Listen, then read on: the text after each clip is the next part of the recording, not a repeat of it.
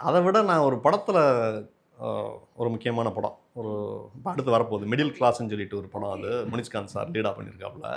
அதில் ஒரு 45 plus character, முடிக்கெல்லாம் white tie போட்டு, ஏன்னா முனிஷ்காந்த் சாருக்கு ஃப்ரெண்டு கேரக்டர்னால் கொஞ்சம் அவர் இதுக்கு வரணும்னு சொல்லிட்டு ஒரு 45 ப்ளஸ்ஸு ஒரு பேண்ட் ஷர்ட் போட்டு ஒரு செக்யூரிட்டி. அன்றைக்கி கொஞ்சம் உடம்பு வேறு எனக்கு சரியில்லை. First day shooting.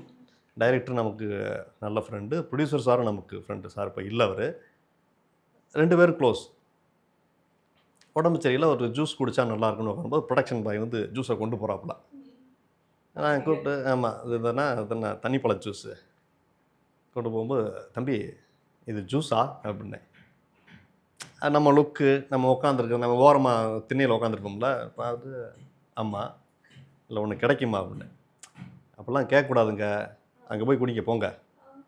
Junior artist நினச்சிட்டான் நம்மளை. தெரியல நமக்கு, ப்ரொடியூசரை தெரியும், டைரக்டர் தெரியும், ஹீரோவை தெரியுங்கிற மேட்டர் இல்லை, ப்ரொடக்ஷன் பாய்க்கு நம்மளை தெரியும்.